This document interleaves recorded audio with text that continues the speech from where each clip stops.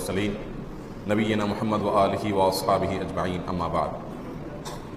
সম্মানিত উপস্থিতি, আজ যে বিষয়ে কথা বলতে চাই তা হলো কিভাবে আমরা জীবনের শেষ পর্যায়ে এসে মৃত্যুর মুখোমুখি হয়ে ঈমান নিয়ে দুনিয়া থেকে যেতে পারব। সন্দেহাতীতভাবে ভয়াবহ ফিতনা সংকুল একটি সময় আমরা পার করছি। চতুর্দিকে ফিতনার এত বেশি ঘনঘটা, এত বেশি গুটগুটে অন্ধকার যে ফিতনার এই যুগে ঈমানের সঙ্গে অটল এবং অবিচল থাকা, ঈমান নিয়ে দুনিয়া থেকে চলে যেতে পারা, এটা হলো এই যুগে একজন মুমিনের জীবনের সবচেয়ে বড় কঠিন কাজ এবং বিশাল বড় সাফল্যের বিষয়। রাসূল করিম সাল্লাল্লাহু আলাইহি ওয়াসাল্লাম ইরশাদ করেছেন, ইন্নামাল আমালু বিল খাওয়াতিম, নিশ্চয়ই বান্দার আমলসমূহ এটা নির্ভর করে শেষ অবস্থায় সে কোন আমল নিয়ে যেতে পেরেছে সেটার উপরে। তো জীবনের শেষ অবস্থায় আমাদের পরিস্থিতি কি দাঁড়াবে এটার উপরে নির্ভর করবে আমাদের আখিরাতের নাজাত এবং মুক্তি। সেজন্য একজন মুমিন তার জীবনের শেষ অবস্থা নিয়ে যার পর নাই চিন্তিত থাকবেন, পেরেশান থাকবেন, ব্যাকুল থাকবেন এবং টেনশন করতে থাকবেন যে আমার জীবনের শেষ অবস্থা কি হয়, আমি কি ঈমান নিয়ে যেতে পারি নাকি ঈমান হারা হয়ে আল্লাহ না করুন আমাকে যেতে হয়।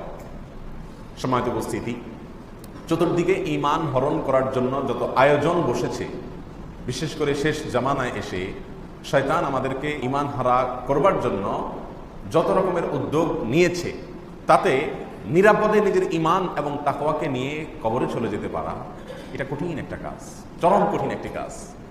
আর এই কঠিন কাজটি সহজ হওয়ার জন্য বেশ কয়েকটি আমলের কথা আমরা পরামর্শ দিব। তার ভিতরে প্রথম যে আমলটির কথা বলতে চাই তা হলো কোরআন এবং সুন্নাহকে আঁকড়ে ধরা। এটা একজন মানুষ সঠিক পথের উপরে থেকে, সিরাতে মুস্তাকিমের উপরে থেকে, জান্নাতের পথে থেকে মৃত্যুবরণ করতে সবচেয়ে বেশি সহযোগিতা করবে যদি কেউ কোরআন এবং সুন্নাহকে আঁকড়ে ধরে।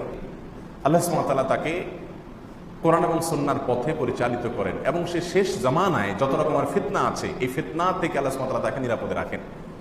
এই জন্য নবী আলাইহিস সালাতু ওয়াস সালাম বলেছেন, লান তাদিল্লু মা ইন তামাসসাকতুম বিহিমা কিতাবাল্লাহি ওয়া সুন্নাত রাসূলিহি।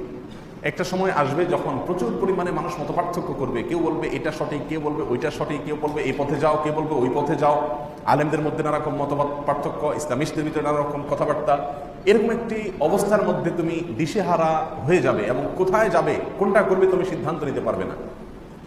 এরকম শেষ জামানায় এসে যদি দুটি বিষয়কে তুমি মজবুতভাবে আঁকড়ে ধরো, লান তাদিল্লু, তাহলে তোমাকে কোনো অবস্থাতেই কেউ পথহারা করতে পারবে না, তুমি পথহারা হবে না কোনো অবস্থাতেই। একটা হলো আল্লাহর কিতাব, আরেকটা হলো নবী সাল্লাল্লাহু আলাইহি ওয়াসাল্লামের সুন্নাহ। একজন মুমিন সে সবসময় খেয়াল করবে কোরআন এবং সুন্নাহর পথে আমি আছি কিনা, আমার এই কর্ম, আমার এই চিন্তা, আমার এই অবস্থানের সপক্ষে কোরআনের কোনো নির্দেশনা আছে কিনা, আল্লাহ রাসূল সাল্লাল্লাহু আলাইহি ওয়াসাল্লামের কোনো নির্দেশনা আছে কিনা। বাস এই দুইটা বিষয় সে অন্ধ হয়ে যাবে, চরম অন্ধ হয়ে যাবে। এই দুইটা বিষয়ের ক্ষেত্রে নো কম্প্রোমাইজের লেভেলে চলে যাবে। তাহলে ইনশাআল্লাহ তার শেষ জামানায়, জীবনের শেষ প্রান্তে বা কোনো পর্যায়ে এসে আল্লাহ সুবহানাহু ওয়া তাআলা তাকে গোমরাহ করবেন না, সে পথহারা হবে না, সে ঈমানের উপরে ইনশাআল্লাহ দুনিয়া থেকে যাবে। আল্লাহ তাআলা আমাদের সকলকে তৌফিক দান করুন। দ্বিতীয় কাজ হলো নেক আমলের উপরে নিজেকে সবসময় আবদ্ধ রাখা। এটার ফলেও ঈমানের মৃত্যু সহজ হয়। কারণ আল্লাহ সুবহানাহু ওয়া তাআলার নিজাম এবং সিস্টেম হলো বেশিরভাগ ক্ষেত্রে, কিছু ব্যতিক্রম বাদে বেশিরভাগ ক্ষেত্রে মানুষ জীবদ্দশাতে যে যে কাজ করে, যে যে অবস্থাকে বেছে নেয়, তার মৃত্যু হয় ওই অবস্থার উপরে, সে অবস্থার উপরে তার মওত হয়। অর্থাৎ ধরেন একজন মানুষ সারা জীবন প্রত্যেকটা কাজ কোরআন সুন্নাহ অনুযায়ী করার চেষ্টা করেছে, খুঁটে খুঁটে কোরআন সুন্নাহর আমলগুলোকে করার চেষ্টা করেছে, আল্লাহ সুবহানাহু ওয়া তাআলা তাকে সেটার উপরে কি দিবেন? ইনশাআল্লাহ মৃত্যু দিবেন।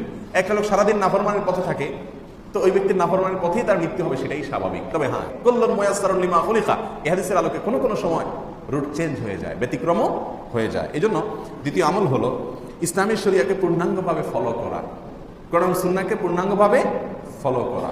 আর এটার জন্য সহযোগিতা হয় যদি মানুষ একটা ভালো পরিবেশকে আঁকড়ে ধরতে পারে, ভালো মানুষের সঙ্গে থাকতে পারে। আল্লাহ সুবহানাহু ওয়া তাআলা বলেছেন, ইয়া আইয়ুহাল্লাযীনা আমানুত্তাকুল্লাহ, হে ঈমানদাররা তাকওয়া অবলম্বন করো। ওয়া কুনু মা'আস সাদিকিন, আর তাকওয়া অবলম্বন করার জন্য উপায় কি?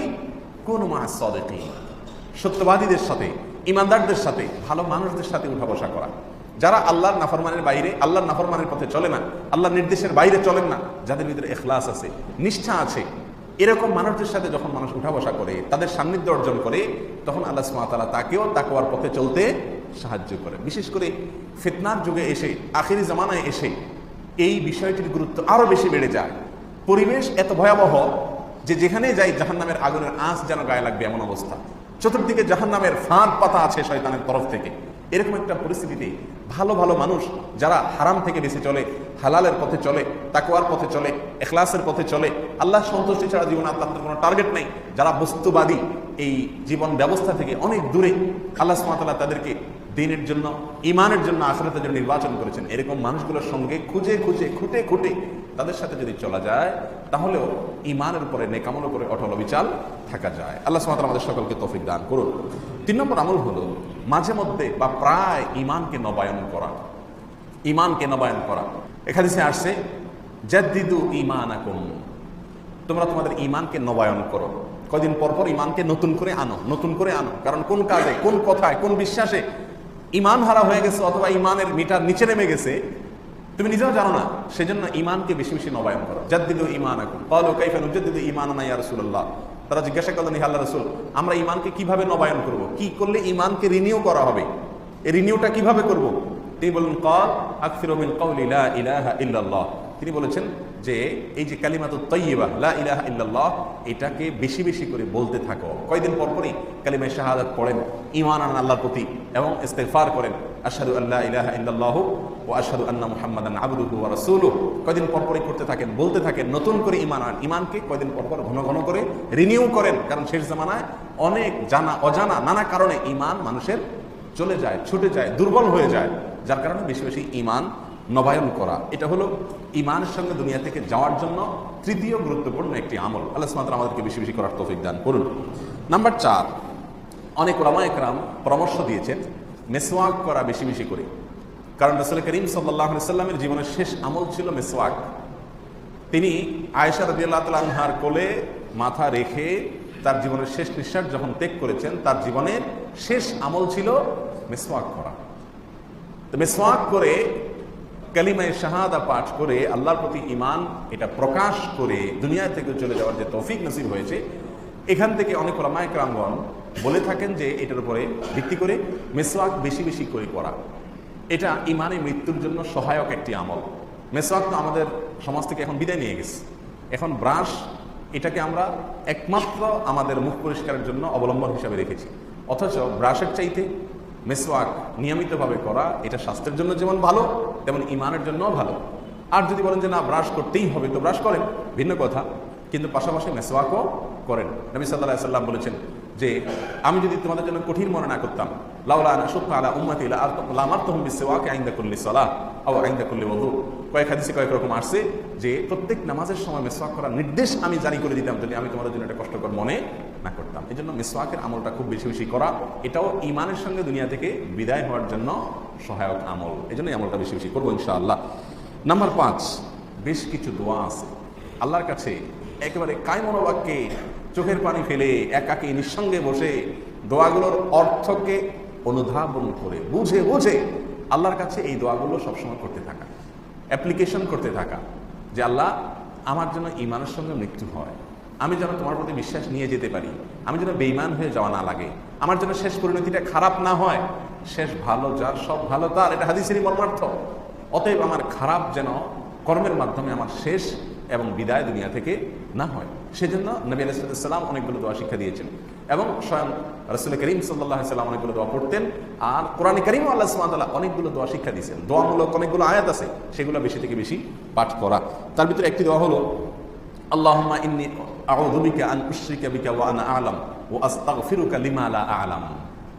আল্লাহুম্মা ইন্নী আউযু বিকা, আল্লাহ আপনার কাছে আমি আশ্রয় চাই, আন উশরিকা বিকা ওয়া আনা আ'লাম, আমার জ্ঞাতসারে আমি জেনে বুঝে আপনার প্রতি শিরক হয়, আপনার প্রতি অংশীদার সাব্যস্ত করা হয়, এরকম ভয়াবহ অপরাধ থেকে আমি যেন বেঁচে থাকতে পারি, আপনার কাছে আমি আশ্রয় চাই। ওয়া আস্তাগফিরুকা লিমা লা আ'লাম, আর আল্লাহ আমার অজান্তে, আমার অজ্ঞাতসারে, আমি টেরও পাই নাই, এরকম কোনো ভাবে যেন কোনো শিরক আমার দ্বারা না হয়ে যায়, সেজন্য আপনার কাছে আশ্রয় চাই। আল্লাহুম্মা ইন্নী আউযু বিকা আন উশরিকা বিকা ওয়া আনা আ'লাম ওয়া আস্তাগফিরুকা লিমা লা আ'লাম। আল্লাহ জ্ঞাতসারে অথবা অজ্ঞাতসারে কোনোভাবে আমার দ্বারা যেন শিরক না হয়, এটা থেকে বেঁচে থাকতে পারি। এই দোয়া বেশি বেশি করে আল্লাহর কাছে পাঠ করা এক। দ্বিতীয় দোয়া হলো ইয়া মুকাল্লিবাল কুলুব সাব্বিত কলবি আলা দীনিক, হে অন্তর পরিবর্তনকারী, হে রব, হে আল্লাহ, যার হাতে সমস্ত মানুষের অন্তর, অন্তরকে ঘোরানোর ক্ষমতা আপনার। ইয়া মুকাল্লিবাল কুলুব, হে অন্তরকে পরিবর্তনকারী আল্লাহ, সাব্বিত কলবি আলা দীনিক, আমার অন্তরকে আপনার দ্বীনের উপরে আপনি অটল অবিচল এবং এটার উপরে কায়েম দায়েম এবং স্থির রাখুন। এটার উপরে আমাকে স্থির রাখুন, আমি যেন এখান থেকে সরে না যাই, পা যেন পিছলে না যায়, কোনোভাবে যেন পা পিছলে আমি যেন গুমরাহির পথে না বাড়াই।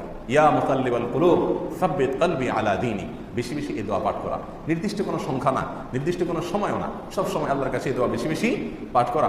বিশেষ করে নফল নামাজের সেজদাতে আমরা বেশি বেশি পাঠ করতে পারি, এছাড়া দিনে রাতের যে কোনো সময় আল্লাহর কাছে এটা পাঠ করতে পারি একাকী যখন হই। তাহলে দ্বিতীয় দোয়া হলো ইয়া মুকাল্লিবাল কুলুব সাব্বিত কলবি আলা দীনিক, হে অন্তর পরিবর্তনকারী আপনার দিনের উপরে অটল রাখুন, এই দোয়া বেশি বেশি পাঠ করা।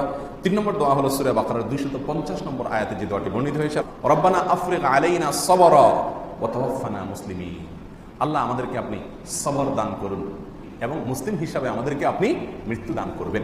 তাহলে মুসলিম হিসাবে মৃত্যু দান করার জন্য দোয়া করা হচ্ছে এখানে, ওয়া তাওয়াফানা মুসলিমিন, আল্লাহ আমাকে ওয়াফাত দিবেন, আমার মৃত্যু দান করবেন এমত অবস্থায় যেন আমরা আপনার প্রতি আত্মসমর্পণ করে ইসলামের উপরে অটল অবিচল থেকে যেন মৃত্যুবরণ করতে পারি, সেই তৌফিক দান করবেন। সূরা বাকারা 250 নম্বর আয়াত, সেটা বেশি বেশি করে পাঠ করতে থাকা। সেই সাথে সূরা আলে ইমরান আয়াত নম্বর 8, এখানেও ইমানের সঙ্গে আমরা যেন মৃত্যুবরণ করতে পারি সেজন্য আল্লাহ সুবহানাহু ওয়া তাআলা একটা দোয়া শিক্ষা দিয়েছেন, রব্বানা লা তুযিগ কুলুবানা বা'দা ইয হাদাইতানা ওয়া হাব লানা মিন লাদুনকা রাহমাহ ইন্নাকা আনতাল ওয়াহ্হাব। এর অর্থ হলো রব্বানা লা তুযিগ কুলুবানা বা'দা ইয হাদাইতানা, আল্লাহ আমরা হেদায়েত আপনার কাছে চেয়ে পাই নাই, না চেয়ে পেয়ে গেছি। এই যে হেদায়েতের উপর আপনি আমাদেরকে রেখেছেন, লা তুযিগ কুলুবানা, আমাদের অন্তরগুলোকে আপনি বাঁকা করে দিয়েন না, আমাদের অন্তরগুলোকে জান্নাতের রুট থেকে সরাই দিয়েন না, জাহান্নামের রুটে নিয়ে যান না। লা তুযিগ কুলুবানা, আল্লাহ আমাদের অন্তরগুলোকে বাঁকা করে দিয়েন না, বক্র করে দিয়েন না। বা'দা ইয হাদাইতানা, আপনি হেদায়েত দিয়েছেন, এরপরে আপনি আর গোমরাহ করিয়েন না আল্লাহ। ওয়া হাব লানা মিন লাদুনকা রাহমাহ, আল্লাহ আপনার পক্ষ থেকে অনুগ্রহ আমাদেরকে আপনি দান করুন, ইন্নাকা আনতাল ওয়াহ্হাব, কারণ আপনি একমাত্র দানশীল, আপনি মহা দানশীল, সবকিছু আপনি দিয়ে থাকেন। এই দোয়া আল্লাহর কাছে বেশি বেশি পাঠ করা। সেই সাথে সূরা ফাতিহা প্রতিদিন প্রত্যেক রাকাত নামাজে পড়া আমাদের জন্য বাধ্যতামূলক করে দিয়েছেন রাসূল করিম সাল্লাল্লাহু আলাইহি ওয়াসাল্লাম। ইহদিনাস সিরাতাল মুস্তাকিম, এই আয়াতটি রয়েছে সূরা ফাতিহার ভিতরে। এটা যখন আমরা পড়ি তখন এটার মর্ম, এটার অর্থ, এটার ব্যাখ্যা, এটাকে মনে করে মাথায় রেখে আল্লাহর কাছে অ্যাপ্লিকেশন এবং দোয়ার নিয়তে এটা পড়া। ইহদিনাস সিরাতাল মুস্তাকিম, আল্লাহ সঠিক এবং সোজা পথ আপনি আমাদেরকে দেখায় দেন, এটা আল্লাহর কাছে বেশি বেশি পড়া। সেই সাথে নবী রাসূলুল্লাহ সাল্লাল্লাহু আলাইহি ওয়াসাল্লাম শেখানো আরেকটি দোয়া, আল্লাহুম্মা ইন্নী আউযু বিকা মিনাল ফিতানি মা যাহারা মিনহা ওয়া মা বাতান। তিনি বলেছেন, আল্লাহ রাসূল সাল্লাল্লাহু আলাইহি ওয়াসাল্লাম বলেছেন যে তোমরা প্রকাশ্য এবং অপ্রকাশ্য সব ধরনের ফিতনা থেকে আল্লাহর কাছে আশ্রয় চাও। এই জন্য দোয়া করা, আল্লাহুম্মা ইন্নী আউযু বিকা মিনাল ফিতানি, আল্লাহ সব ধরনের ফিতনা, পরীক্ষা, যে পরীক্ষা বিচলিত হয়ে মানুষ পথহারা হয়ে যায়, এরকম ফিতনা থেকে আপনার কাছে আশ্রয় চাই। মা যাহারা মিনহা, যে ফিতনাগুলো বোঝা যায়, পরিষ্কার প্রকাশ্য, সেগুলো, ওয়ামা বাতান, যে ফিতনাগুলো বোঝা যায় না, উপর দিয়ে ভালোই মনে হয়, ভেতরে আসলে পেছনে ফিতনা লুকায়িত আছে, এই সব ধরনের ফিতনা থেকে আল্লাহ আপনার কাছে আমরা আশ্রয় চাই। এই জাতীয় দোয়াগুলো বেশি থেকে বেশি পাঠ করা, এটাও ইমানের সঙ্গে দুনিয়া থেকে যাওয়ার জন্য সহায়ক আমল। আল্লাহ সুবহানাহু ওয়া তাআলা আমাদের সকলকে এই সব আমলগুলো বেশি থেকে বেশি করার তৌফিক দান করুন। ফিতনার এই ভয়াবহ যুগে, যেখানে চতুর্দিকে ফিতনার হাতছানি, জাহান্নামে যাওয়ার জন্য শত সহস্র অগণিত ফাঁদ শয়তান এঁটে রেখেছে, এখান থেকে বেঁচে থাকা, বেঁচে নিজের ইমানকে বাঁচায়া আত্মরক্ষা করে তারপরে আখিরাতে আল্লাহর প্রতি পরিপূর্ণ ইমানকে নিয়ে চলে যাওয়া, আল্লাহি এটা হলো এই যুগের সবচেয়ে বড় মিরাকল, এটা হলো এই যুগের সবচেয়ে বড় আশ্চর্যের বিষয়, যে কেউ তার ইমানকে, তার দ্বীনকে পরিপূর্ণভাবে হেফাজত করে নিয়ে চলে যেতে পেরেছে দুনিয়া থেকে। আল্লাহ সুবহানাহু ওয়া তাআলা আমাদের সকলকে সেই তৌফিক দান করুন। জাযাকুমুল্লাহু খাইরা ওয়া আখিরু দাওয়ানা আলহামদুলিল্লাহি রাব্বিল আলামিন।